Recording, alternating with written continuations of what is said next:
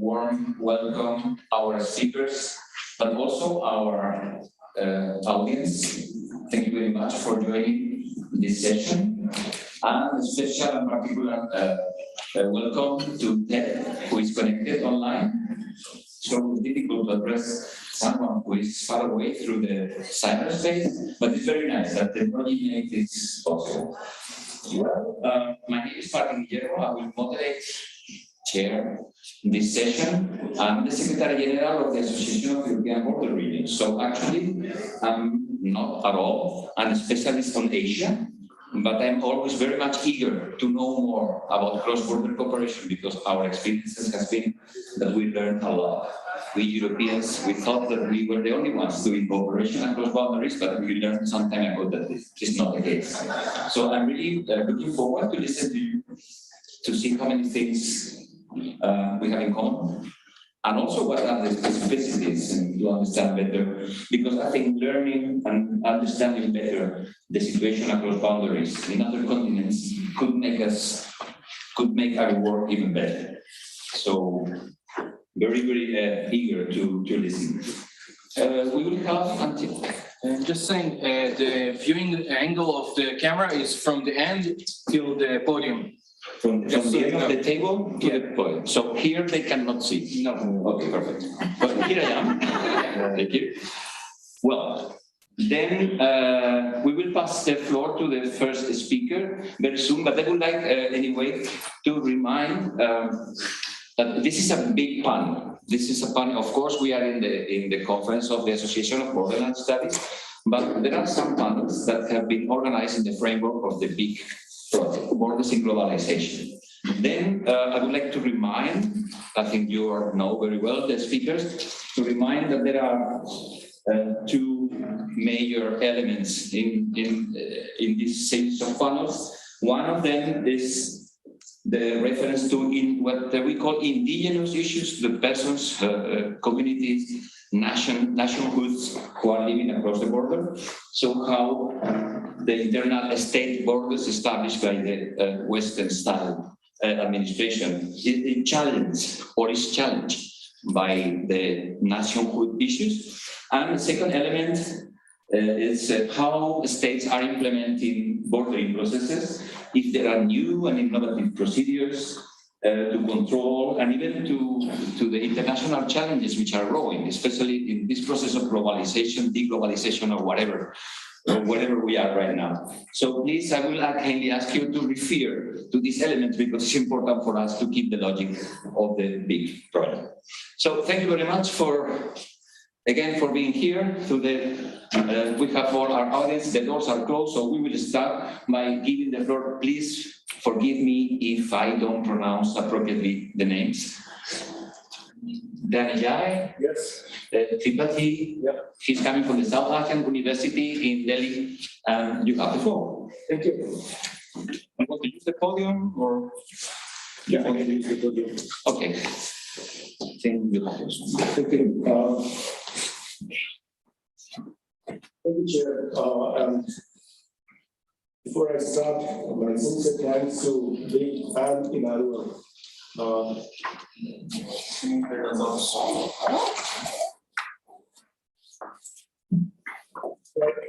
For supporting border studies in South Asia. As the chair has already pointed out, that it's a big panel. So the panel is possible because of the big help.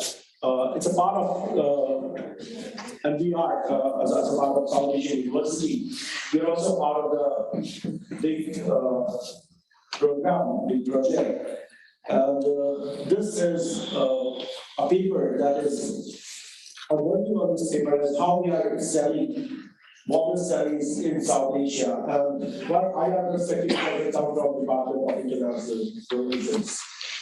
So, borders in South Asia, I wrote a paper in 2016 that how borders are viewed differently in different regions. And I'm sure all of you must agree on the point that this is one of the reasons that we still don't have a border theory, because we don't agree on how to really theorize water. But at the same time, we have a concept of water. I think that's so true for all of us. And what is this concept of water? We believe that water is about division. It's about somewhat like creating a limit for yourself. So you can see water is everywhere in a personal life, in professional life, and in a way we also define water as order. Without water, there will be a lot of disorder or anarchy. I'm drawing a lot from the observations. Even one of the very prominent liberal scholars like J.S. Mill, he also believed that you are free, but not to a point where you start infringing on the limits of others. So there has to be a border, even from a very liberal perspective. So, in the political terms, water, as we understand, is like essential part of this international system because of peace. It brings peace. But the story of waters are not very old. It started from 1648 from the Treaty of Westphalia. And if I can go a little earlier, the Cardinal Richelieu of France, who started emphasizing on his state, his shadow. He's the one who wanted to bring order in the whole of Europe. And this is how we started creating borders. Although there are scholars who are not really comfortable with this kind of borders, like Bermudetti, and who calls it the myth of 1648. He believes that it is being artificially imposed on the people. And balance of power is nothing but a way to establish your empires, is a way to create a further politics and divisions. So there are scholars like that, but there are also scholars like Benedict Anderson, who believe that, well, you create political borders, but also through imagination you create, idea of a state, idea of borders. Anyway, it's a difficult, as an idea scholar, it's difficult for me to challenge the notion of nation state, both in a theoretical and in a practical terms, because we are in a very interesting time where we can see geopolitics everywhere. It's a bit of geopolitics, even in a region like Europe, and I'm referring to Russia-Ukraine crisis, the war. So it's very difficult to say that nation states are farce or artificial, at least in the time that we are in. So that is why there is no water theory and per se, because the states also have their different imaginations of water, different ideas of water. Look at the US. For them, the Mexico border is different. US-Mexico border is different. But at the same time, for the US-Canada border is different. There are two ideas of borders for one state. In South Asia also, if you look at South Asia, I'm coming to the South Asia part. This is South Asia, which is more than 1.5 billion people. Second largest economy in terms of per PPP, purchasing power parity, that is India. These are shared cultural and historical linkages. But it's one of the least integrated regions of the world. Intra-regional trade is less than 5%. And there are a lot of people who like to define South Asia as a region of hope and despair. So, what the hope? Hope is our cultural linkages. But what is the problem? The problem is our political contestations. So, interestingly, water in South Asia has been created by, not by the South Asians, it was created by the British. And what I call as imperial anxiety has led to the creation of water. So that is why there are fascinating names of waters in South Asia. Duner Line, McMohan Line, Redcliffe Line. We have created different lines in South Asia. And because of imperial anxiety, there was no water between India and Nepal. It was created by Treaty of Savali, and that was British and war. But when the British withdrew from the region, what we have done, we have really acquired that anxiety. And a little bit of these things are played out in our memories. when we started building our independent nation states. So the partition, and these are a couple of pictures. The picture number one is the partition of India-Pakistan. The picture number two is 1971, when East Pakistan became Bangladesh. So this type of anxiety, and if you look at Bangladesh, there were actually three partitions: 1905, 1947, then 1971. So we have developed our idea of regions through not only post-colonial lenses, but also post-partition lens.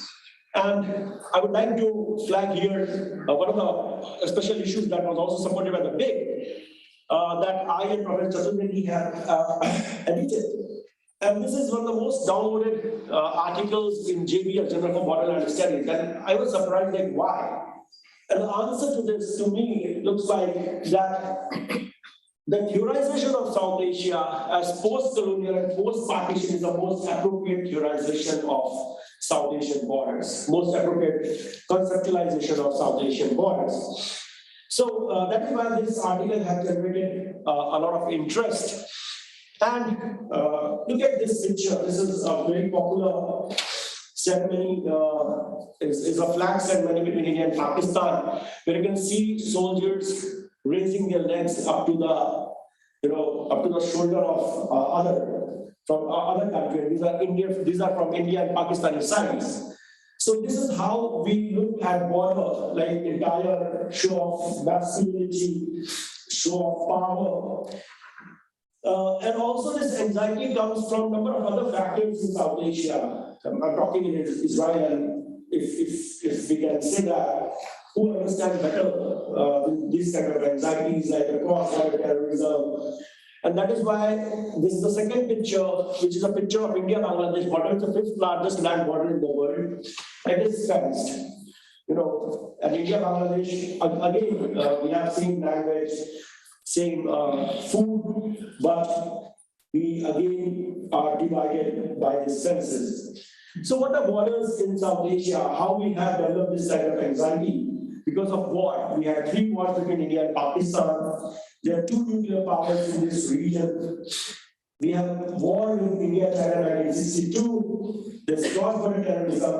And let us not forget the fact that the epicenter of international terrorism, Afghanistan, was also and is also a South Asian country. So, all of this will make us very, very anxious. We are frightened, and that is why we want our border to be secure. From Southern Lion to Pakistan, there are many other factors. As I said, it's not merely the partition, but many other things. So what is borders in South Asia? I would say borders in South Asia is about othering. And it's a continuous process. And thanks to Professor Chaturvedi, yesterday in his presentation, we have made this one. And this is a continuous othering in South Asia. And this othering takes place through different mediums. It's not like through political, it's takes place through textbooks. And this is an excellent book by a Pakistani scholar who called it a mother of history in Pakistan. Because India-Pakistan history can't be 2 different histories. There has to be one history. But interestingly, in Pakistan, they teach a different kind of history. And in India, we teach a different kinds of history. Yesterday, Vaishali Raghuvanshi has presented a paper where she underlined how movies are a medium to create this kind of othering between India and Pakistan. And our newsrooms, also is a way to create this kind of othering. So bordering in South Asia is still not over. It's a continuous process. So how to study borders in South Asia? I think one of the lenses is cartographic anxiety. That's one way of studying South Asian border. The other way, if you ask other South Asian countries, they like to read borders from a perspective of Indian hegemony. They call India as a hegemon and imposing a lot of things on them. So that's another lens by which we can study South Asian border. Then there is a security dilemma. And that security dilemma is antithetical to the idea of integration and connectivity. Despite our shared cultural past and history, they are still not integrated. So the other way of studying borders in South Asia is like a self-help system, nuclear powers. So you maximize your power and then you overcome your border anxiety, your security anxiety. So this is how, these are some of the things that we study South Asian border. So because of these factors, it's a realist theory in IR, which believe that there's a complete anarchy in the international system that is preferred by many South Asian scholars when they read borders. From the security study lenses, people try to read borders. People like scholars like Professor Chaturvedi are arguing in the terms of climate refugees can also be a very important theme to study borders, but not much takers, as I said, that there are security anxiety. The cross-border trade, a number of people also talk in terms of cross-border trade, but again, you don't find many scholars working on this. Again, the border management and border security is a point, but for us, border management is about border security. It is not about facilitating trade. And borderland, unfortunately, is not at all under discussion in South Asian border studies. The other very important fact that is changing the study of borders in South Asia, the China factor, what yesterday is pointed out by Professor Chaturvedi, is the BRI. And I agree with Professor Chaturvedi that China is actually twisting the borders and maps of the whole of the world, not only South Asia. And this is again adding to Indian security anxiety, which is known as a string of pearls. So if you look at the map, China is trying to surround India, encircle India by getting to different strategic locations. And that's again a problem of border anxiety. And from 2020 onwards, when the world was fighting COVID, India and China was at the borders, contesting each other. So that's also a kind of anxiety that has been added. So that is why we don't discuss cross-border trade, etc., in the context of South Asia. And I'm amazed. One of the things that I would like to say here, that there is no scholars from China. So how can an ABS world be completed without a discussion from China and from Chinese scholar and by the Chinese scholar? Otherwise I find that you will be guilty of the fact that when such a big change is going on in the world geopolitics, and China is responsible for a large part of this change, and this change is not limited to South Asia, it's in Africa, it's in Europe, it's in Central Asia. We cannot conclude a border studies conference until China comes into this. Until China is being discussed thoroughly and by Chinese scholars. So one of the anxieties that has been added in South Asia is the China factor. So that is why in South Asia, when we look at border studies, basically is very realist. A number of the cultural other factors is being discarded. So what is to be done? How border studies in South Asia can really grow or go beyond the security studies? And here I would like to say we have to reimagine the border studies in South Asia. So after yesterday's presentation of Professor Chaturvedi, when he highlighted about the meta-geographies, I would like to add another category to this, and that is not only geopolitics, geoeconomics, but South Asia should also be seen as geocultural region of the world. There is one category that has not been highlighted much in the context of South Asia, is geocultural.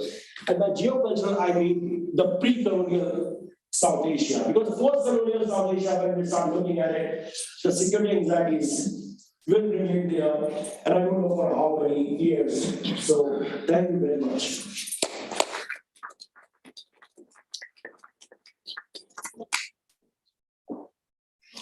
Thank you very much for, hello? Does it work? We hear you. Yeah, for the, yeah, yes. Okay, thank you very much, Danja. I think it was very interesting insight, at least from my side. And I think it's also today we have made a couple of exercises of criticism in previous sessions, and I can see this is the tonic. And I think this is very healthy. And of course, it's going to be very profitable, and probably in the future it's a little bit more successful. So thanks a lot. I think we are going to have first the presentations, then the discussion, and then we can give the floor to the public for questions. So then, without any more delay, it will be my pleasure to give the floor now to Edward Boyle, Ted Boyle, in the International Research Center for Japanese Studies in Kyoto. I think that Ted is with us. Yes, okay, yeah, the floor is yours. Thank you. Thank you very much. Can you hear me? Yeah. Yes. Yes. Okay, thank you. Hello, everyone. Good afternoon. I'm very sorry not to be able to join you in person. I'm sort of currently shivering in Kyoto's winter and watching your beach bar events with a certain amount of jealousy, I have to say. I'm afraid for whatever reason the sound isn't very good, so I didn't hear much of what Dhananjay just said actually. But I'll try and join the discussion later. I also bring apologies from Professor Naomi Chi, who won't be joining us in the end. She hasn't made it to the midnight Valentine's Day start time for this session in Japan. So it's just me, I'm afraid. I just want to share one image at the start here. So I think you can see that. This is just to show the title of my presentation, but it is something of a nominal title. But I also think it shows something interesting about borders in Japan, or at least I'll try and explain what that is here. So this is an image from the southernmost inhabited island of Okinawa and of Japan, Hateruma, and it's a monument showing basically the southernmost point of Japan. This panel's about Asian borders, and I've also been fortunate enough to do some work on India's borders as well, with the third speaker in the panel, Mirza Ramen. And these sorts of monuments are very familiar from, for example, the India-Bangladesh border. But there they actually indicate the borderline itself. And here in Japan, we see the monuments as being situated on the islands that make up Japan's territory, but not quite on the border itself. And that slippage, I think, is quite important and quite germane for the many of the things that the Borders in Globalization project wants to look at. As I said, that's really the only slide I'm going to show. So I'm afraid the rest of this is going to be just my face looming over you. So for those of a sensitive disposition, you might want to leave now. As Emmanuel, as was mentioned, sorry, at the start, this is part of the Borders in Globalization project, and Emmanuel was very insistent that we make this a forward-looking presentation. So really, what I'm going to do today is run through a few themes that might be relevant for the Borders in Globalization project, and I was hopefully looking to get some feedback from all of you there, and maybe see also in discussion with my Indian colleagues, like what we could do regarding Asia more broadly. Now, obviously, there's quite significant differences that are just highlighted between India and Japan in this regard. India's borders, certainly the most sensitive borders that Dhananjay was I think highlighting in his presentation, are continental ones. In Japan, these security tensions tend to be more out in maritime areas and related to quite marginal scraps of land, possession of quite marginal scraps of land within the region within which Japan finds itself situated. And I suppose the other big difference between India and Japan is that India, again, Dan and Jai mentioned this, India sees itself as a rising power in its sort of broader region, whereas Japan has not been rising for 30 years or so, and these days is very much overshadowed by another large continental power that's a bit closer to it. And that, I think that feeds into a lot of the discussion about borders in Japan. But the focus of this panel was sort of try and get beyond security, just narrowly focusing on security. And so I'd like to do that through the two pillars that structure the Borders in Globalization project. So the first of these looks more at what's labeled as indigenous ideas of borders and nationhood, or understandings of borders and nationhood. So in Japan, there's sort of several ways that this can be, I think, would be fruitful to investigate.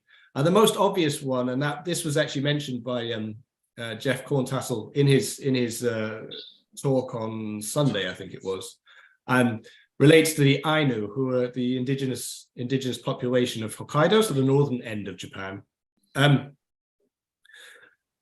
But from the Japanese political sort of structure within which the Ainu exist is quite different from that exists in say perhaps Canada or the United States, and so the connecting the current discussions over Ainu rights, which have been and recognition of the Ainu, which has become a sort of issue in the past 15 years, to sort of broader issues of sovereignty and so forth, is actually quite difficult.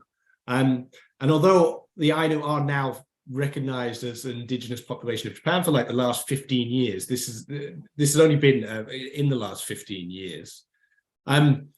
So the direct parallels with perhaps the movements centered around indigenous sovereignty happening in other parts of the world, including in India, may be a little harder to get from this. The other area in Japan, which sort of geographically distinct area of Japan where this applies, is Okinawa, which is the southernmost islands of Japan.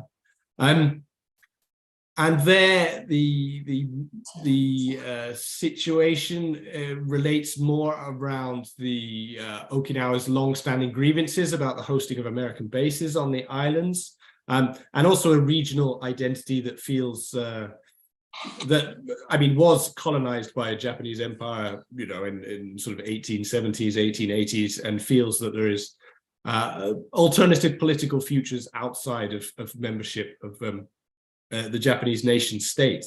I guess what's also interesting is that perhaps the contrast between these two groups, in that the Ainu have now been recognized as mentioned, as an indigenous group, partly because I think the security situation around Hokkaido had improved so much in the aftermath of the Cold War, whereas the ongoing Okinawan separatism keeps going because of the continued sort of American security presence. But actually, perhaps with the rise of China, the sort of sense of the sense of opposition to that and desire for separation from Japan has like concurrently weakened, together with this increasing sense of security threat to the region. I guess the third sort of aspect of this in Pillar 1 that I thought was worth thinking about was perhaps Japan's own ideas of its borders and its national boundaries.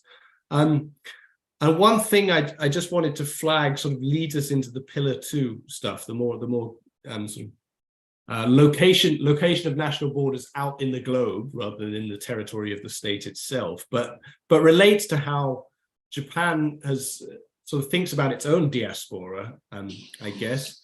As most of you will probably know, Japan has a very sort of just sanguineous idea of its Japanese nationality and belonging to the Japanese nation. But this was also accompanied earlier in the 20th century with sort of mass immigration to many parts of the world, partly as within the Japanese empire, but also more broadly to particularly to North America, South America, islands of the Pacific. And it's interesting that obviously in the post-war period, Japan territorially shrunk back to a much more restricted understanding of the Japanese islands, but its sense of Japanese as still being present in these other parts of the world continued, and this was shown sort of even in the late 1980s, 1990s, when they needed when the demand for foreign labor first emerged.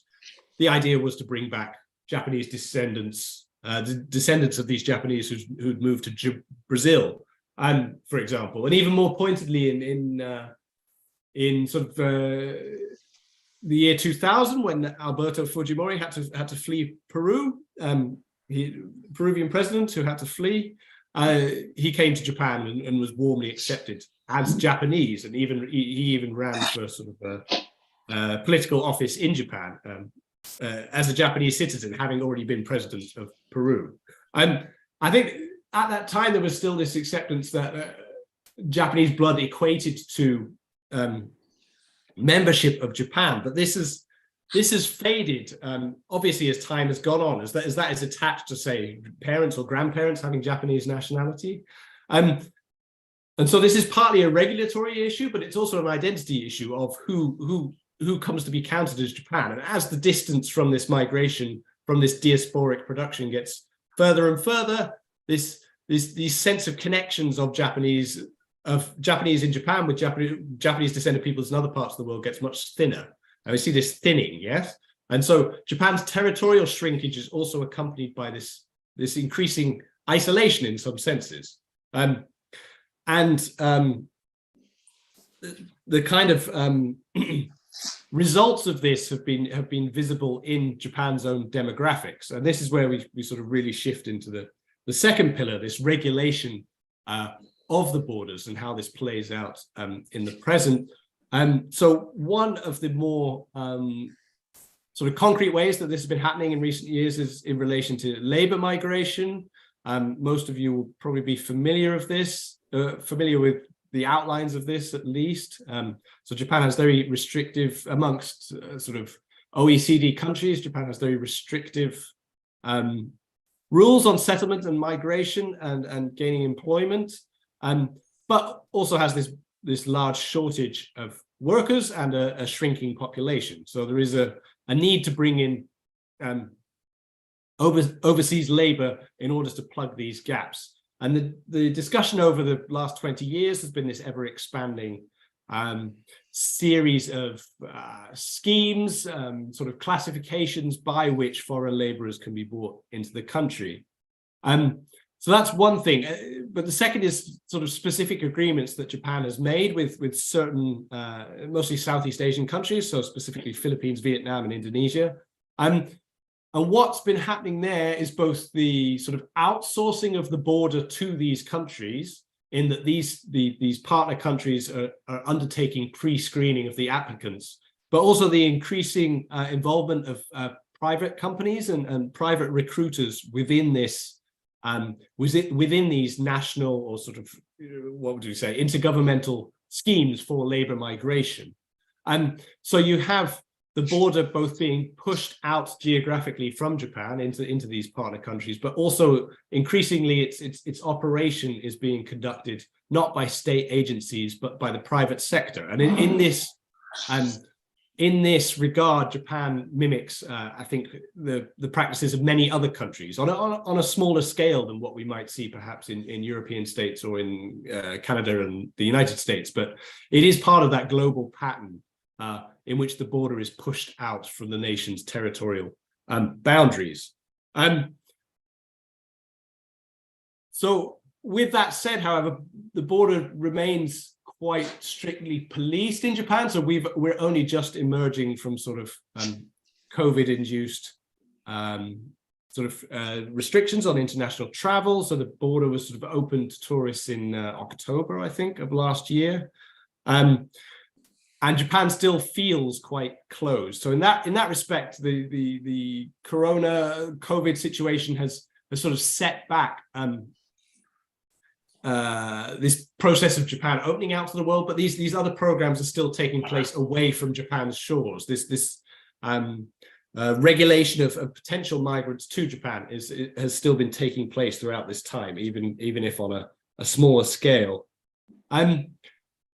There's quite a few more things I want to mention, but I know I'm sort of reaching the end of my allotted time, and I think sort of opening it, getting feedback would be more useful. I just want to say a quick word about, firstly, the regional situation. This brings us back to security. So Japan's regional situation is very fraught. It has disputes with most of its neighbors. As you may know, relations with much of the world with Russia are a little bit complicated at the moment, and Japan is part of the G7 group in this respect. So while its relations with Russia amongst the G7 are probably the best, that's not saying a great deal. But it also has ongoing disputes with China and Korea. These are partly territorial, but also related to matters of historical memory, but also just fundamentally political. So, on Sunday, Emmanuel, when he was introducing the Borders in Globalization project, spoke about how sort of long-standing agreements between Canada and the United States, for example, were being dismantled just because the sides were unable to talk to each other about these agreements. And this is something that we also see in Japan. So Japan and South Korea from 2019 until comparatively recently, sort of the elections in South Korea have slightly changed the situation, but until comparatively recently had been on very bad terms politically. But this affected things like the fishery agreements between the two countries, which had supposedly been coming up for renewal, and these agreements lapsed because the agencies in questions were unable to talk to each other because of broader, long-standing political disagreements that are affecting the operation and regulation of borders within the region, and that's something that's very much present. I think I will probably leave it there. I think there's other things definitely to say, and I would like people's feedback. And this is partly, as I set out these issues today, I'm thinking about the sort of issues that I would like students to focus on within the Borders in Globalization project, and also how they can contribute to the project's, larger, more global goals from a specifically Japanese perspective. But I'd also appreciate sort of some words on from the Indian side and what issues have resonance between the two countries, despite the perhaps different geopolitical, but also perhaps economic circumstances that the two countries. And I think just national mood, questions of national mood or national confidence that the two states find themselves in. So with that, thank you for your attention. I can't see anyone at all, but I presume there's someone still in the room. So I'll conclude there. Thank you. Thanks. Thank you very much. I promise you that we are some guys here that they listen to you very carefully with a lot of care. Thank you very much for a very interesting presentation, and also for highlighting some interesting elements that we can feel. What is the feelings of the Japanese population towards the borders, some disputes, and even the history. Thanks a lot. I think we will come back to you later after listening to also to our discussion and perhaps with some questions. But now I have the pleasure to give the floor to Mirza Zulfiqur Rahman at the Institute of Chinese Studies in Delhi. Mirza, the floor is yours.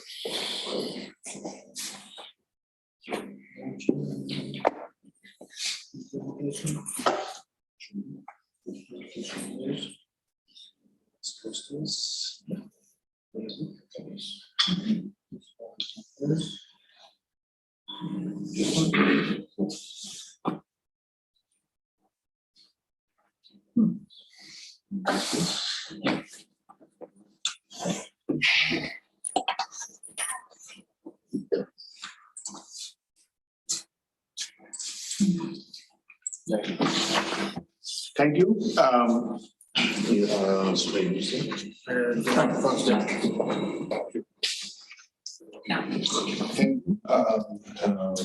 for being here at the second day. I would like to thank the Borders and Globals project, which has enabled this panel, and also to the organizers of this conference for especially Professor David Newman for being a very gracious host and facilitating the conference very smoothly. And we have had quite a lot of interesting deliberations, discussions in the past 2 days, and looking forward to the next 2 as well. Here, my presentation today, I'm just trying to also contextualize it within the context of the Borders and Globalization project, as Manu was speaking about the other day, about the Pillar 1 and Pillar 2, and a lot of our work in Northeast India, and I'd like to acknowledge Admiral Boyle here, where we have actually conducted quite a lot of field work in Northeast India and along the borders in Meghalaya, along the way, eating a lot of fermented bitterness along the way, in a sense, terms of how we actually can bring our work to be active scaffolding, kind of in terms of scaffolding the pillars 1 and pillars 2. In terms of how indigenous resurgence is being talked about from within the nation, and also in terms of how the borders and connectivity work that comes from the nation state perspective. And I would like to also draw attention to what Uttam Lal was speaking about in the earlier panel from today, as how the nation state looks at borders and fences from a nation state perspective, and how communities living along those borders look from their context of the borderlands, and what are the meanings and the plural context that people bring to borders that actually make them borderlands. And that is what I think essentially Pillar 1 also envisages to actually capture and also compare and contrast with a more intercultural perspective across global borders and global contexts. So I think it is a very, very exciting kind of a space where we are actually embarking upon. This picture, basically, a lot of these pictures that I'm going to show you today are pictures from my field work in different parts of North India, and particularly I'm talking today about the India-Bangladesh border. And the India-Bangladesh border is a fairly long border. Like it's one of the longest borders that India shares with any different country, and it goes right from the west in West Bengal right to the east in Northeast India, encompassing several provinces of India. And we also know the history of very, very contested histories and fragmented histories about how the enclaves along the India-Bangladesh border were settled, and some of them are yet to be settled in fully meaningful context for people living in those. So you can see the border here, the border line, the fence here, and the clothes that actually are hung just along the fence are the lived experiences of people living along this border line. And this is what our research also, in a sense, when I say our research, I'm referring to the collective research that is actually being done in India in terms of, and especially in Northeast India. And this conference, the theme of this conference also comes in very well in terms of how we contextualize that in terms of borders, and we talk about the edges. And the interfaces, about how the new experiences of communities along borders also reflect, and as to how we can actually interface that alternative worldviews, talk about pluralities, talk about scales, and also, as Ted was just talking about just now, in the context of Japan, that Japan is contesting a marginal scraps of land. But here in the India-Bangladesh context, we are actually talking about a lot of land which involves marginalized communities living along in the Indian context. So, in that sense, this marginal scraps of land versus the marginalized peoples of the borderland, and that is a very, very interesting contrast which we also need to bring. In that, it brings in the borders, the edges, the interfaces, the polarities, the scales, and then the scaffolding and the diversity of issues that actually connect the pillar 1 and pillar 2. And that makes it quite a deep insight into how 21st century borders actually have stayed and are going to stay in the future. So, in that context, this is a picture from the Dauki-Tamabil border checkpoint in the India-Bangladesh border.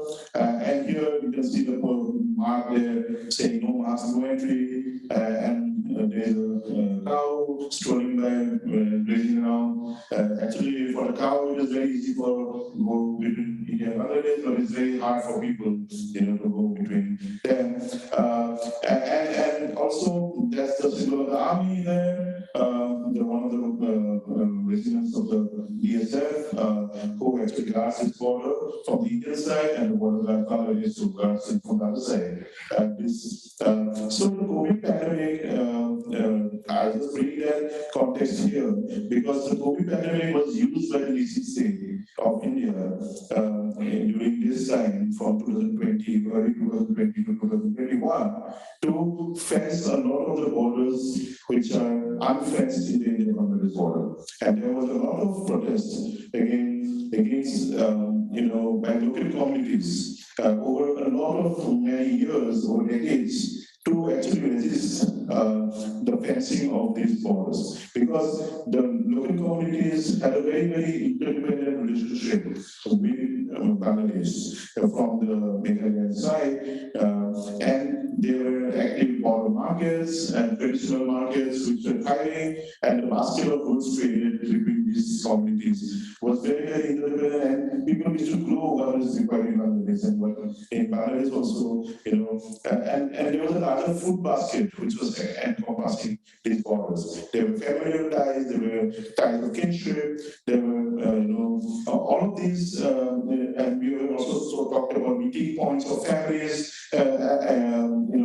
and about land, the basic aspect of land. So, this is the border picture that I've taken from the India-Bangladesh border. You can see the borders that were demarcated by the colonial administration here were very, very sharp. It was the hills were India and the plains were Bangladesh. So you can actually see this is the divide where the hills end and the plains start. On your right, you can see that's Bangladesh, and on your left, there's Meghalaya, and that's India. And this is a picture taken in 2019 when there was an active protest by local communities here to not build this fence. And the government had already come in, awarded contracts to actually start building this fence up there. But then the local communities were saying that no, we don't want a fence because it will destroy markets, the traditional markets that have been thriving for many decades, and the exchanges have been and free flow of people. But this is the next picture is of 2021 of the same place. And this is the fences come out. And so the state, Indian state, has used this time to make this border during the pandemic, where people were ordered to stay home and not come out. And that is how the scale has happened during the pandemic. And this is the transformation that we see.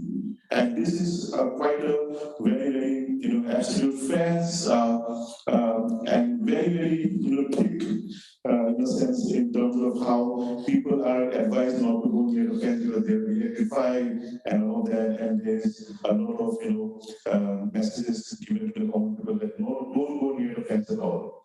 So these spaces are very, very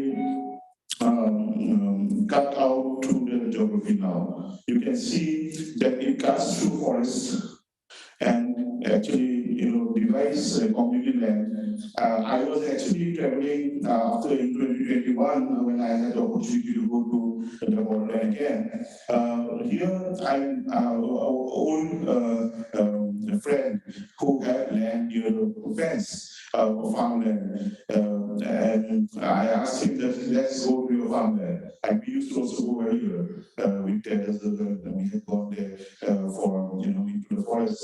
And I asked him, let's go, and he said, okay, let's go. And we went near the fence, and the real estate person was quick to actually chase us away. But this person, he said that my land is here.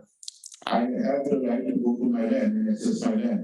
But the real person said, no, go to Shillong, take permission, come back, and then we will see if you can access your land. And that is what is the new experience now. Where you actually denied access to your own land. I was an outsider, I was coming from Assam, but that person was from the village nearby and had land. This is a picture of a border hut, which is very, very well managed and safe by the Indian government. The Indian government always advertises these border huts as kind of the examples of connectivity between India and Bangladesh. Saying that there are a total of 4 border huts on this side of the border, in the northeast Indian side, 2 in Meghalaya and 2 in Tripura. And this is a handcart trader, a small trader waiting to with the VSF. You can see the VSF personnel stand sitting there, where it will go under some checks and then it will be allowed to pass. So the point here is that all of these traditional border markets that were already existed, for the state, you have to actually first, in order to make connectivity, you have to first fence and close it, and then open it. While there's already certain kinds of connectivity in the alternative, in the marginal, in a community space, this connectivity is always there. But you have to first infrastructure the space, close the fence, and then only open it in order to that to be national, in order that to be a symbol of the state. So that is one. These are small rivers actually, which are, you can see that is filled up with land in the middle of this river, and to actually bring the fence between India and Bangladesh. So these ecologies are being ruptured. The larger bioregion or the larger ecoregion, so to say, which is in the alternative framing of the larger of the communities living by the border line, is being ruptured in this manner, where important ecologies, important flows are being ruptured in order to place the border on the ground. This is the picture of a market, which actually was where Ted and me, we have been documenting over many years now, and we have also written some articles about it. And this is the space of the informal markets that I was speaking about. This was going on for decades, and these are now the border, the fence has actually come up here, and these are no longer existent. And the whole basket of communities, what we call the food basket of the region is being bordered by the destruction of these traditional markets. And that has a very, very deep impact on communities living along these borders. Because it directly impacts the livelihood and it directly impacts the cultural needs attached to the land. This is another picture from 2021 where you can see the borderline that was being built there, just ends there, and then the river is there. And then it will start from the other side. But from the river point of view, I think they will use some laser technology here because it's a bigger river, and you cannot, in the flood time, this actually is a very big raging river, and hence the fence will be washed away. So the Indian government has made some technology in order to fix some laser mechanism here to guard the border. So this is what is the edges. The edges of the border, where we can actually see the edges very distinctly here. And this again another border fence that is sunny, and everyone is stopping there. Just in the middle of the so in that sense, these are the edges which again this is another border line, where you can actually see the edge, and from here onwards, then the fence has not been built. So it's a kind of a ongoing conversation, and communities have been able to till now navigate, negotiate at various levels. As to how the borders are put in place, not put in place. But the pandemic time has been used in many of these cases to actually fill up these gaps, fence up the border, and infrastructure to a certain point, and securitize it to a certain point that these interfaces now on both sides of the border no longer happen. So in that sense, the people-to-people connectivity, the regional frame, the everyday lives at the borders, all of these, becomes very, very fragmented in terms of how farming practices happen. And this also reflects a very, very deep democratic deficit.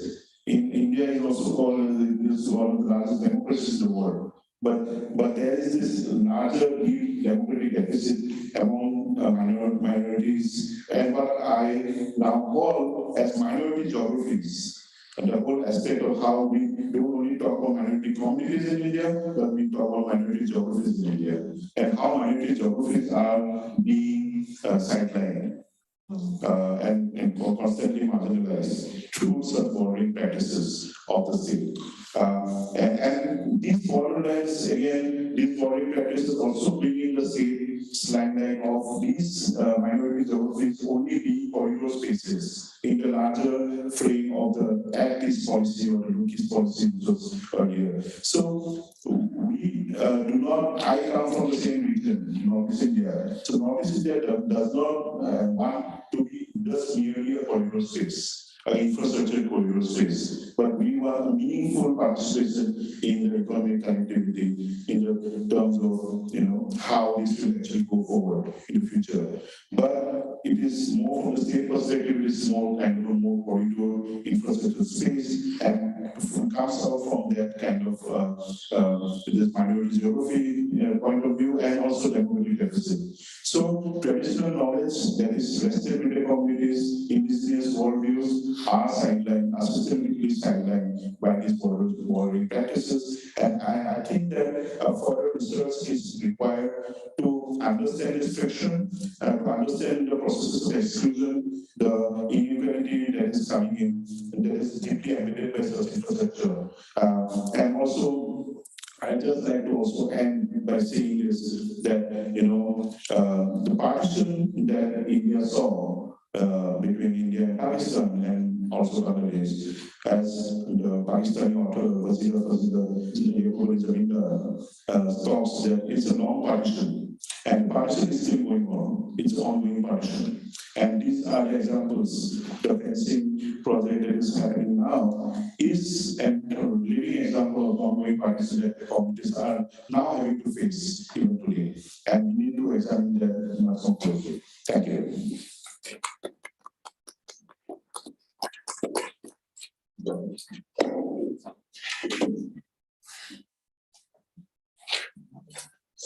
Well, thank you very much, Nitsa. We have put the most serious face in your last words, but it's true that probably much more research is needed. And then to something that is shared also with us, how to connect the results of the research with policy making, also connected with integration processes, etc. But happy to be in an association that can unite different ideas from different continents. Perhaps we are getting out of inspiration, perhaps you can also get inspired.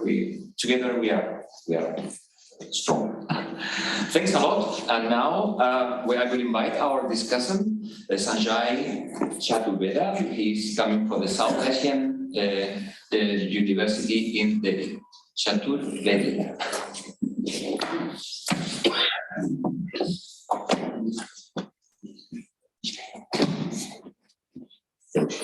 Thank you very much, Mr. Chairman.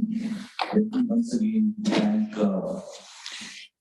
the Association for Borderland Studies, and I underline this borderland. And I was wondering, it could have also been the Association of Border Studies, but very appropriately, the emphasis has always been on borderlands, which I think opens up much more space for critical reflection and engagement. And to Bengal University once again, Professor Manuel, Professor David Newman, sincere thanks for giving me this opportunity. Three very important, fascinating presentations. Please allow me, Mr. Chairman, not so much to discuss them, but to just tease out some of the insights that I could gather or garner from these presentations and put them on the table in the hope that all the three presenters may find something useful in these reflections. Dr. Dhananjay Tripathi, my colleague, we have worked together, comes from a university, we come from a university where the motto is knowledge without borders. And I think that is very appropriate, knowledge without borders, because listening to him, I was wondering that not just about IR and South Asia international relations, but as a discipline, that if we want the IR as a discipline to directly address the question of boundaries and borders, then I think it will not be possible to do so without questioning the disciplinary boundary in the first place. The way in which the discipline of international relations has been imagined, has been practiced, the way it was founded, very appropriately called by critical IR scholarship as an American discipline, or political science or social science discipline. And the fact that the discipline of international relations has evolved through various turns and divorces. And now we see very important sociological turns, we see ideational emotional turns, the discipline of international relations. And in fact, South Asian University attempt has been to sort of build up a sociologically informed international relations of South Asia, so South Asian international relations. It is still a work in progress, but I think if we really want to go beyond the real sense, as Sanjay pointed out, then it would be very, very important for us to try to aim at the non-disciplinary approach. It's not even multidisciplinary, but non-disciplinary approach to border studies. In a way, it is good for border studies that it remains border studies. I remain for a very long time. We have seen polar studies, we have seen migration studies, we have seen ocean studies, we have seen border studies. And I think if we were to compare the studies and the associations with disciplines and departments, then one can even argue that the studies and associations probably are doing much better in today's contemporary context than the disciplines and the departments. So if that is the case, then my solution to Dhananjay would be to really push the boundaries of the discipline of international relations, because we know that in India, and this is where the post-colonial, post-partition context becomes very important, the very domain of border studies has been taken over. I will not use the harsh word or hard word hijack, but it has been taken over by strategic studies and security studies. One possible way forward could also be to, for example, look at the question of borders and boundaries from critical security nets. I'm reminded of, for example, Copenhagen School of International Relations. I agree with Dhananjay that constructivist and liberal approaches would be useful. Even different strands of realism might also be like, for example, liberalism would be useful. But if we were to follow, say, for example, Copenhagen School of International Relations, where he was unwholly over his engagement with desecuritization.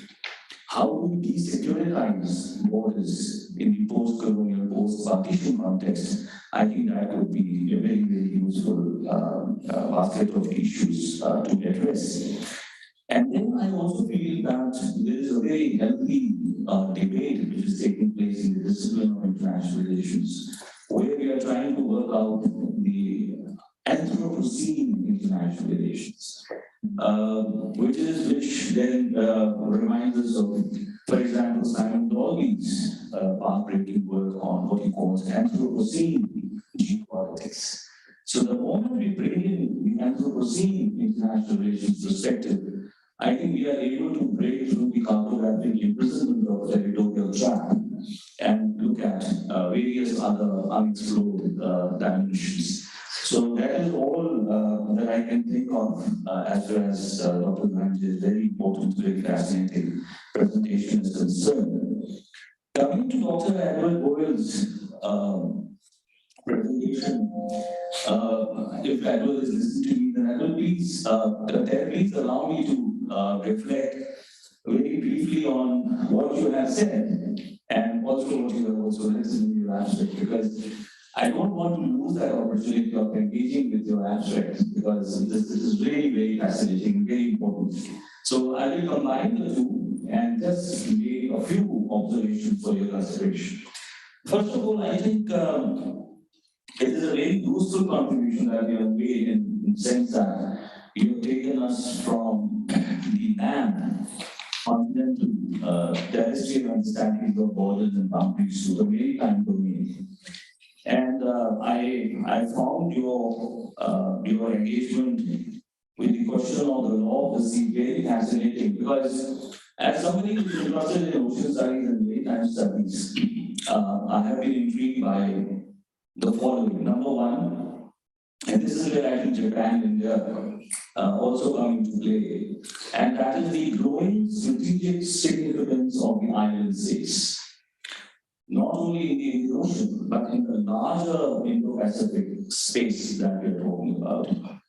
I was also very intrigued by your use of expression normative borders in East Asia, and your reference to UNCLOS. Now we know that the United Nations Convention on the Law of the Sea also sits on the intersection of international law and geopolitics. So if island states are becoming important, if we see territorialization of islands, for example, the artificial islands that we see being constructed by China in South China Sea and the boundary disputes, one also is tempted, at least I am tempted to look at exclusive economic zones of the island states as maritime borders. Now this, I know, is intriguing because up to 10 nautical miles, we do have territorial sea, which again is a part of state territory in the island territory. But then we also have this very different understanding of sovereignty right up to 200 nautical miles. If that is the case, then one can understand as to why Japan is so concerned as an island state about the islands that it has talked about 70 islands, if Japan looks at the future of these island spaces and looks at these vast maritime economics, exclusive economic zones, and then also looks at questions like IUU fishing, and in South China Sea, also in other parts of the Pacific, a very big problem with IUU fishing with China's fishing fleet is playing a very important role. We have also recently seen developments with regard to China and the Marshall Islands. Then the question is, and this is your last point, that what India and Japan would do about this growing territorialization of the ocean space. And perhaps one way forward, which is already there, but these partnerships need to be further strengthened. And I'm here making a reference to Quad, for example, the Quadrilateral Security Alliance, and the larger Indo-Pacific space. And I'm reminded of the last meeting of Quad countries in Tokyo.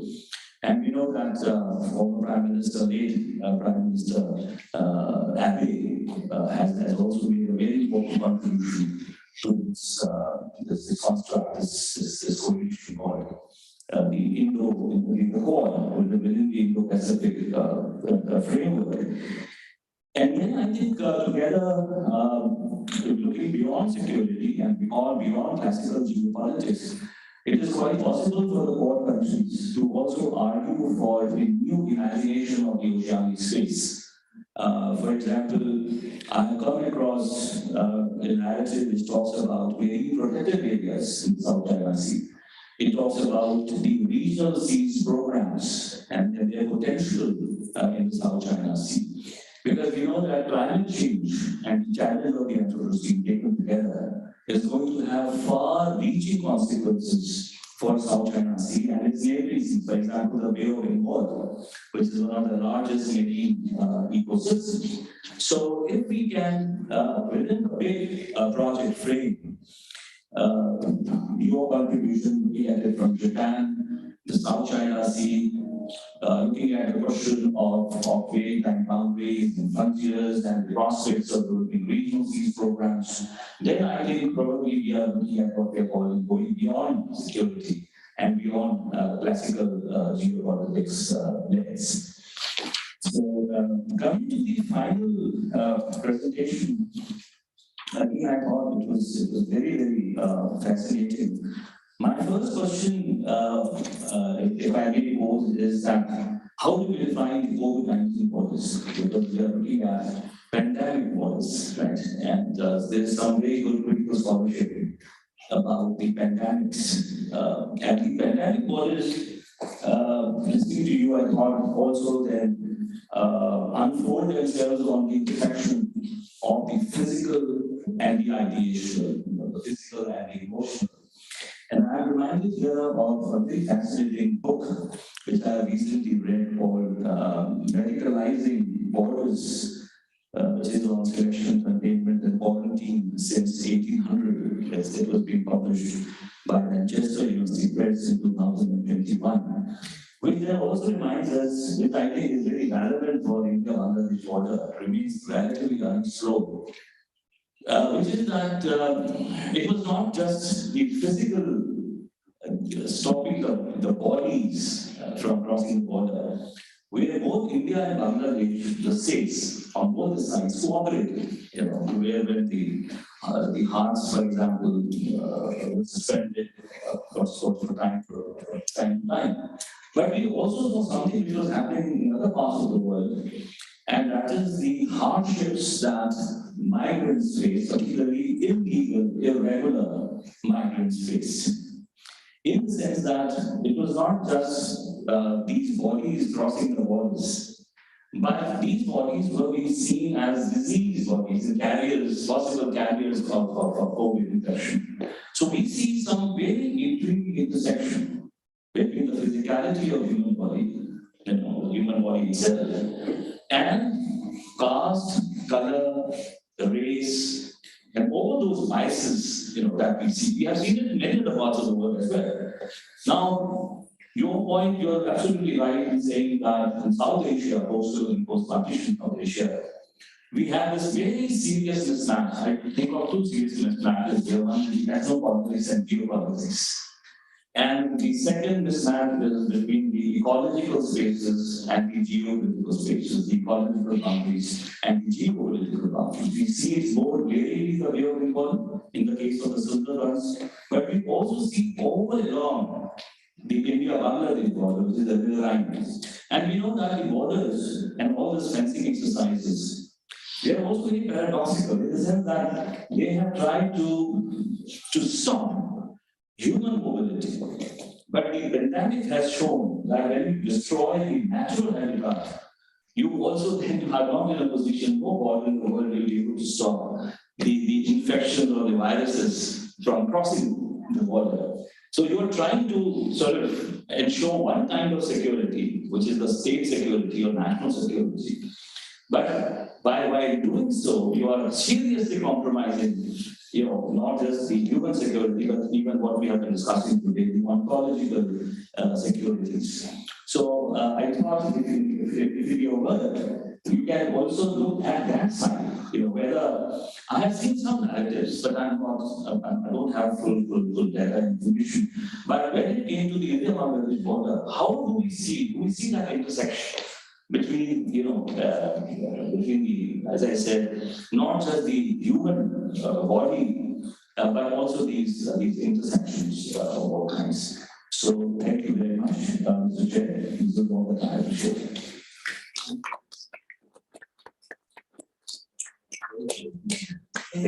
much. I think it was an excellent discussion. My open was, you can see some smoke coming, or no, some very interesting references. This book we have to know about it, medicalizing borders. I think it's after the experience with COVID is something absolutely. This morning we were talking with some colleagues about the paradigm of open borders in Europe. Schengen made everything open, and suddenly with the COVID we saw how some member states were closing the border overnight. But they were closing the border when all the population was confined. So what for? The result was that what they were stopping were these essential workers that had to cross the border, for instance, from Vigo in Spain to the hospital in Porto where they were. With the closing of the border, they had to make 200 kilometers more. So arriving late to the hospital or resting less. In any case, a disaster. But they closed the border, they have to open the border, of course, 24 hours later. But then, in the second wave, they closed the border again. And perhaps you remember, some days before Christmas, and all the supermarkets in Britain had real problems. And all these poor drivers were stuck at the border. So it's an issue. Sometimes the borders cannot be closed. See. Well, I think that we have had very interesting three presentations, a fantastic discussions, and I think now is the time for you to take the floor and to make remarks, questions, comments. Who would like to break the ice? And then, yeah, please take your seat. Gentlemen, I will pass you the floor. So, come also here. Very great. Okay, thank you. Yes, I wanted to ask Dr. Rahman, in the Bangladesh border, I'm trying to understand, I understand that the agents on the ground are fairly weak, those who are trying to stop the border.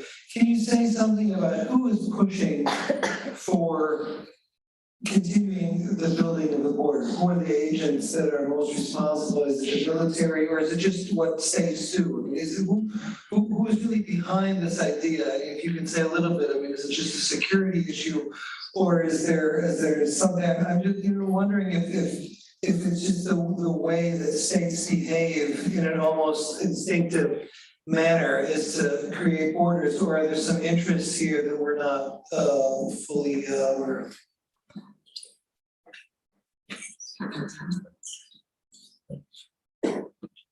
We don't have a second mic, do we? No. Oh, well, then don't worry. I will make the transfer. Thank you for your question. Yes, in the sense of how the borders are also seen by the state in terms of stopping the migration from Bangladesh to India. And in recent years, this has also acquired quite a lot of proportion in context of the Citizenship Amendment Act, which has been passed in India, which actually also brings in an added layer of discrimination against religious minorities in the context of the citizenship law that is prevailing in India. So, in order to seal the border, the India-Bangladesh border and India-Pakistan border is an unfinished business of partition. And it is also a very, very electorally connected kind of a policy. So whenever elections come, the border contractors are up there on the ground, starting to make fences on those unfinished places. So, and that is what exactly actually is that we are now protecting you from the outsider. So this insider-outsider narrative, which is very, very dominant in the Bangladesh border, is the driving force between the fencing project. Thank you.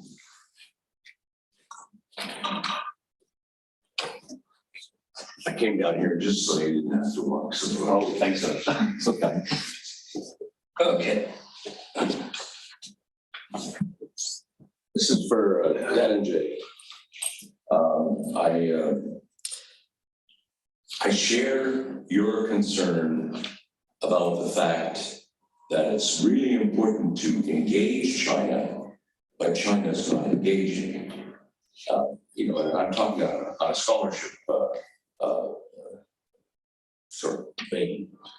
And I think you realize that before COVID, there was a growing exchange of scholarly interaction between Chinese scholars and Western scholars, and scholars from India and so on. And your colleagues, a number of people have traveled to China and had an opportunity to engage with scholars. And since COVID, which has just stopped in China by now, January, beginning of January, they've finally allowed some interaction, allowed people to move not only out of the country, but out of their own communities. And so I've had some work with China over the years, and I'm finding that the Chinese scholars are now ready to re-engage. Unfortunately, the geopolitical situation has worsened. Canada, United States, Western European countries are all having major issues with China, and that is making the scholars very, very shy about engagement. So we have a problem. We have a really major problem here. I've looked into trying to get a research visa to go back to China, and I'm having severe difficulties trying to even get an appointment to talk to someone at the embassy. So what do we do, Dan and Jay? In your regional context, you cannot avoid China. There's just absolutely no way. India, Pakistan, all of these countries are engaged. Now, fortunately, we have a number of Chinese scholars who are in the United States, who are in Canada, and they are interested in borders and they are engaging with us. But that's only a part of what needs to be developed. Do you have any thoughts on how that important hole can be filled? I think it's a very difficult question, but what I feel is, see, China is not, it's 1.4 billion people we're talking about. When we talk about China, we're talking about the second largest economy in the world. Yeah. We're talking about the rising assertive China that is redefining the connectivity in the whole of the world. It's not merely South Asia, it's Africa. It's also Southeast Asia. Yeah. It's also about Central Asia. Yeah. And the changing geopolitics of the world, how can we avoid non-engagement with China? Yeah. So I think in my limited own experience, we have now a very difficult team interacting with Chinese scholars, even in India. It's been just continuously being watched from the state, what our interactions are. But even if some are settled in Europe or in America, those are willing to speak, because their perspective is very, very important. Very recently, I'm engaging with a colleague who's from India and is teaching in China from last 9 years. And he's bringing some of those perspectives. He knows Chinese language very well and well accepted within the academic community of China. So we need to engage with these people to also understand a little bit more about China. My point is that we can't ignore China, and this is a critical time. Otherwise, the future generation will ask what the modern studies scholars were doing when China was actually changing the maps, connectivity, and geopolitics of the world. China is doing it. So we cannot be blind to this. We cannot be ignorant to this fact. Yeah. That's my point. Yeah, absolutely. Next question, Madam. My first point is simply that I would love to hear Ted and Dhananjay and Niam's answers to Sanjay's comments. I think it's very important that we hear them. Ted, I hope you hear me. That I would like you to answer Sanjay at some point.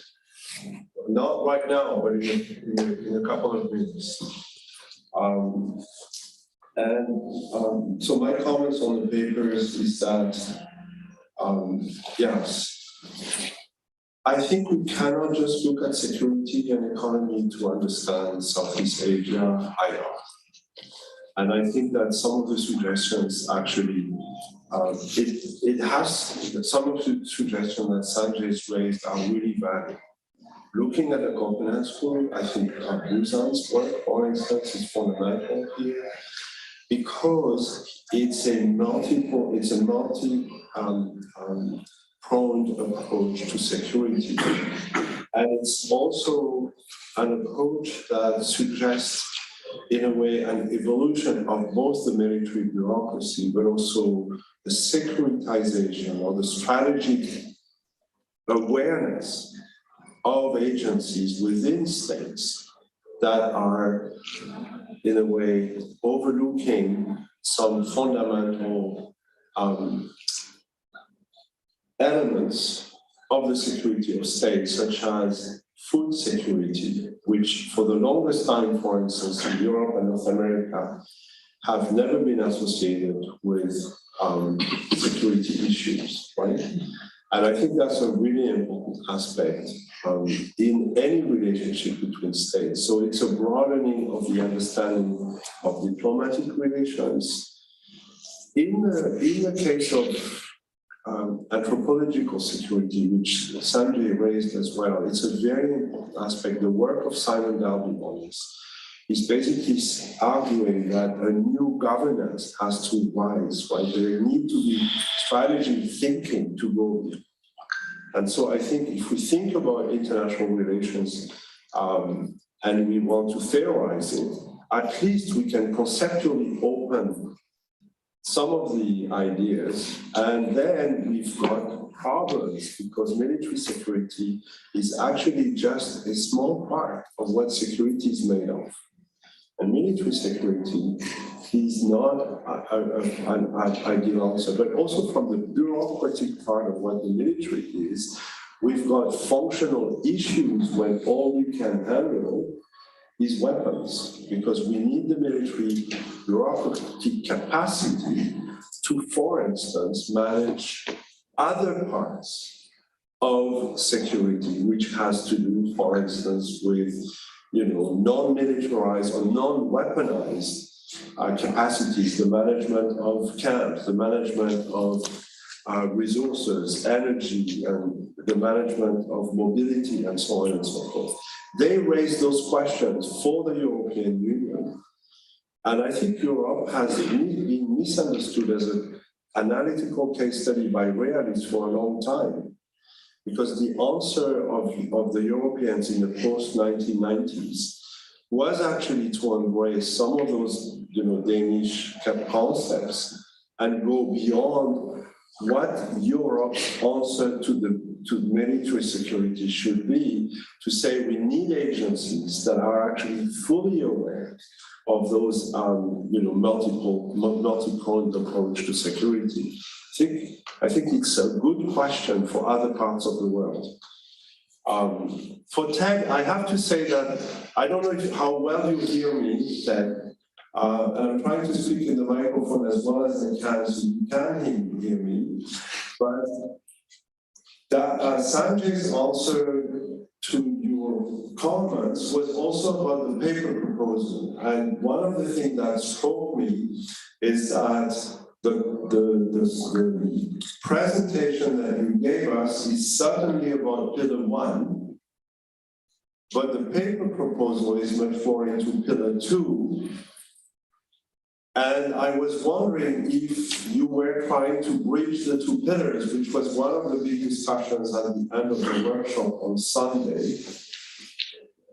We don't have to produce paper that systematically bridge across security or Anthropocene and so on and so forth.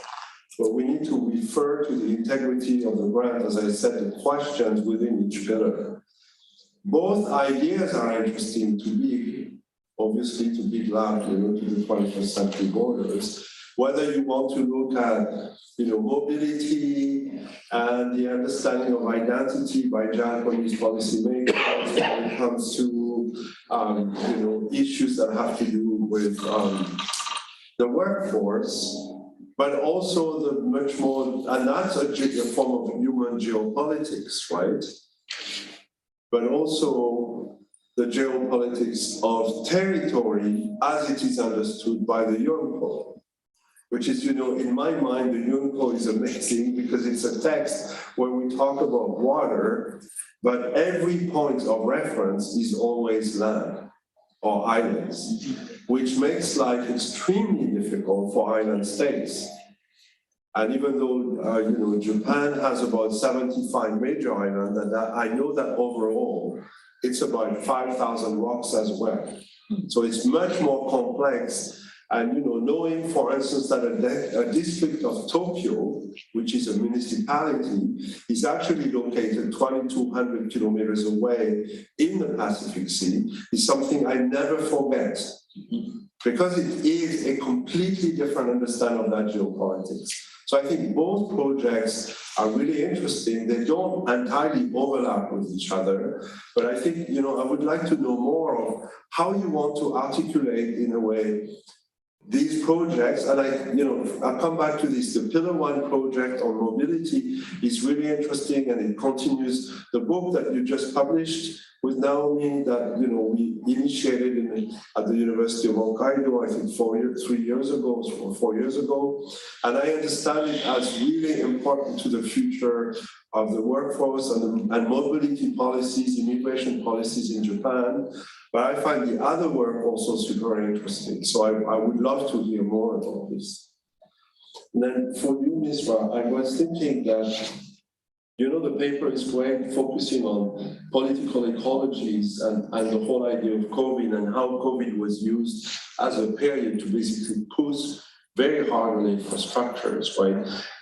But what's really fascinating is the connection between the local and the global and the infrastructures of security, right? It's like trying to connect basically both pillars 1 and 2, claims of nationhood maybe, or sovereign claims by certain minority populations, and how it's fundamentally disturbed by, well, yes, political ecologies, or, and Sanjay here, again, kind of stole the carpet away from me there, but it's very important to address this, is that we are discussing we're discussing something that is fascinating, but we need to focus on this idea of the diversity of bordering processes, right? And how, for instance, the border security of COVID has absolutely nothing to do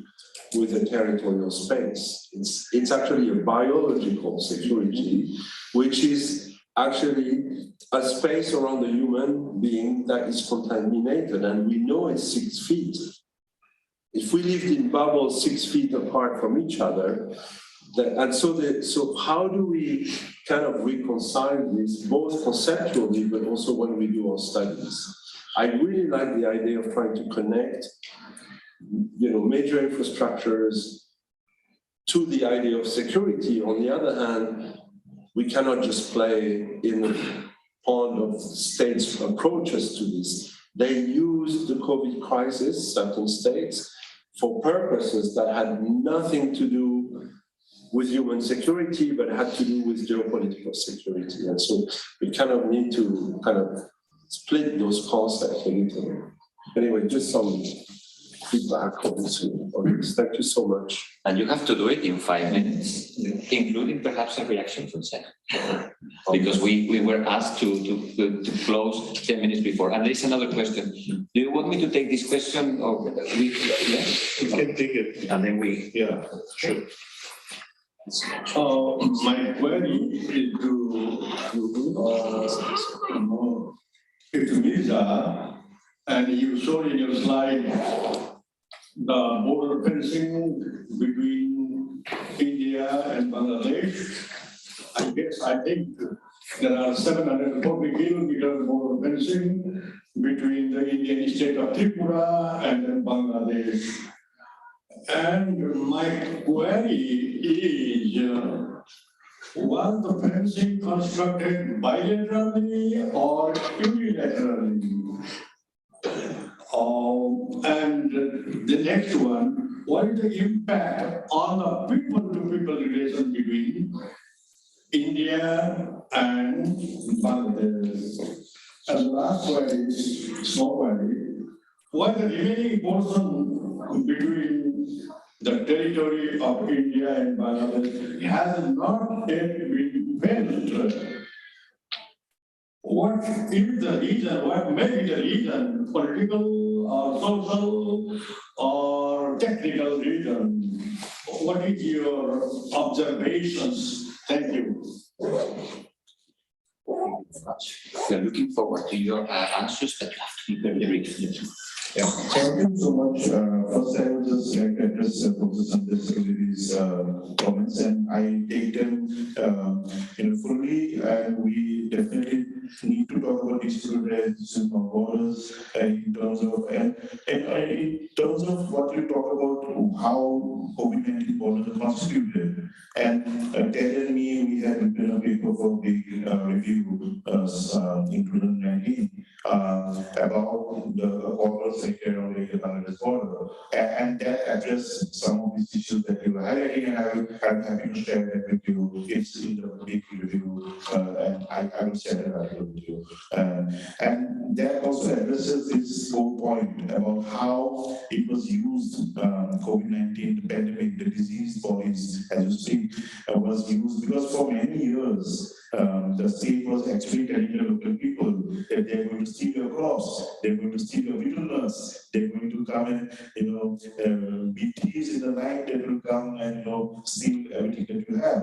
But all the people were resisting building of the fence. But when they said that disease will come, now this is a much more kind of a big threat. That disease is not only going to come to you, but you are actually also threatening the integrity of India. You are going to also threaten people out in inland of India and inland of North India. And that is what was invoked during that time. And that is very fascinating. And we have also addressed that somewhat in our article, and I will share that with you. And that also comes similarly to what you were saying. It was because there was this indigenous resources and kind of resistance, not resistance, resistance towards building the fence in certain sections in Meghalaya, for example. In West Bengal, it has been much more nuanced history. In Tripura, there is also a different kind of history. So, in that sense, as I was referring to the long partition, that this is a continuing project. And at various stages, there are indigenous resistance, and we will also see, for example, when this was invoked, there was a question of compensation. When they said that, oh, the thieves will come and steal your crops, then the government said, okay, we'll compensate you for the land where we build the fence. But when the disease bodies are going to come, no question of compensation. It is in the national interest that we're going to be forego the compensation and allow to build the fence. So a lot of villages in the Meghalaya border, Bangladesh border, actually had to forego, even they were ready to forego the compensation. And so they were not even paid because they were doing this in the service of the nation.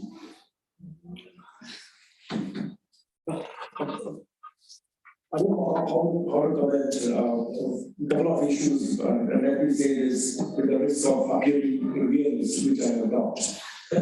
That the changing geopolitics of the world, today somebody has done a tweet saying we are in the world of balloons now, referring to balloons between China and America. Look at one of the most stable regions of the world, Europe, where it's a region of geopolitics, and definitely this will impact European borders in many long years to come. Look at when the world was fighting pandemic, India and China were fighting each other on the borders. So there is a very strong shift in the world, and we as a border are to be, as I said, ignorant to all these changes. So this is why I wanted to argue, and this is a work in progress, that one thing is how we are going to look at, and Mirza also his presentation. It was about continuous partition. In my presentation, I talk about the bordering processes is continuing in South Asia in different ways and form. And let me say this is not as an IR scholar. It's multidisciplinary, it's fine, but at the end of the day, we are also prisoners of our own discipline somewhere, so whatever we think is going to be impacted by that. So the world is on the verge of changes. The competition between US and China is no longer an imagination. It's very much there. It's very much there in terms of the trade wars, Taiwan, Russia, even Putin issuing a threat of a nuclear catastrophe in Europe that had happened, that is on record. So these practical things really need to be taken into consideration if we have to look at the border studies, particularly in the context of South Asia, because the competition is no longer friendly competition between India and China. It's a death of 43 soldiers on the Chinese side and 20 soldiers on the Indian side that have happened. That's a reality now. So I feel that one thing that, as my paper argued, I wanted to argue that how we are looking at borders in South Asia. My main fundamental argument here is that realism is going to dominate, and yet we really need to shift as scholars. And we also have to look at some of the geocultural realities of the region, and that is the hope for me. So that is the entire thing I wanted to bring the river. As I said, it's a work in progress, and I'm going to publish definitely, and then maybe it will create more debate or discussions and then maybe more response. So that's what I would say from my side. Thank you. Yeah, we will give the floor to Ted. Please, go ahead. Okay. Yes. Thanks. Thank you. Thank you, Sanjay and Emmanuel. So, sorry. Briefly to Emmanuel. So what I was trying to present today was ideas for I guess a number of different papers that I hope maybe students could be involved in the writing of. So that's why it's a little bit disparate. On the like the islands themselves and island as part of Japan's territory. I mean, what I find. So Sanjay, apologies, I couldn't hear your comments very well. When people are speaking at the dais, it echoes really badly. But what I find really fascinating about this case is, UN Convention of the Law of the Sea is this multilateral agreement that's not technically about borders at all, but that was introduced entirely to sort of remove contestation from maritime areas. And particularly in East Asia, it seems it's had the effect of like vastly aggravating contestation as these states sort of claimed borders out to the edge of the EEZs. And it just sort of both the reverse of what was intended by this agreement, but also how the agreement has been nationalized in the region, I think is sort of very like instructive for how borders have been sort of becoming increasingly important in the last 20 years and continuing to be so into the present. Regarding, and then sort of thinking about Japan and maritime space, I mentioned about how with migration, we sort of see this movement of the border out and private organizations being involved. This is true also in maritime space, as well as organizations like Sasakawa become increasingly involved in sort of buying Coast Guard vessels, both for Japan, but also for like other Pacific Island states in which they can patrol their maritime EEZs against other countries, particularly associated with fishing in various parts of the world. I think you asked about the Quad and stuff as well. I don't think I have time to do it justice now. So I'd just like to conclude. I hope we can maybe converse somewhere where I can hear you properly in the future. But thank you to you and to everyone. Thank you very much. We could hear you very well. Thanks a lot. Perhaps our discussant would like to have a couple of words, or like, are you happy? Okay, everybody's happy? Yeah. Well, just final observation which I have. Since we had two wonderful observations on South Asia and from Japan, as an enthusiast of border studies in South Asia, I have a very small query which may be treated as an immature as well.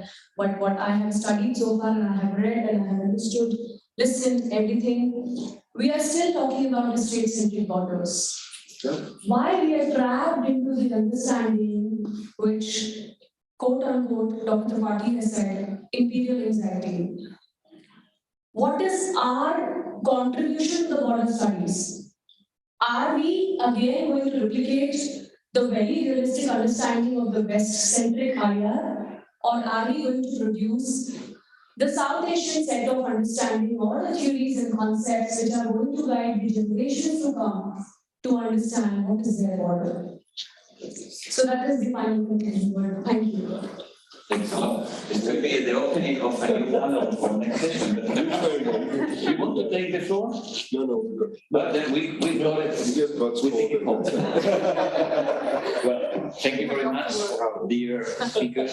Thank you very much, dear discussant. Thank you very much, those who made contributions. And thanks to our audience. There is nobody else sitting down listening to. Everybody's eating, drinking. So we have all. Thank you, Martin. Thank you so much. Martin, thanks so much for sharing this session with so much dynamism. I feel privileged. You know, it's hard to be. Thanks, Martin. Thanks, Ted. Bye, Ted. Thanks so much.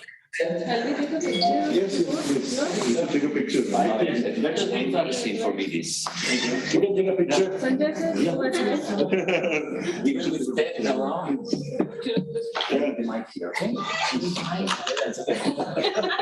You can only see us. Oh, so sorry. Yes, okay, thank you. With Ted in the. Yes, picture. Can you please, okay. Ted, stay with us. Lactosis. That's okay. Thank you. Thank you. Thanks. See you guys. Have a good time. I feel privileged. I would have paid to do this. What actually it is. And this book is No, exactly. That's some of the people who decide to do it. Oh, well, it would be great. I give you a start discussion. Because, you know, I'm really busy, but my profession is, I'm a medical doctor. So then I give you mine anyway. I said so I said yeah, this either we will do it in the next hours or you have my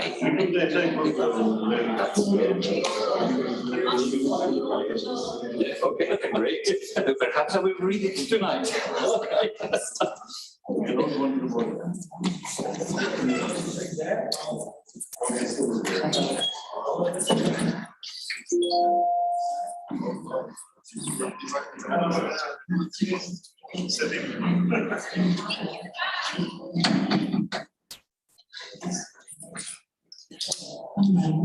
You still want more?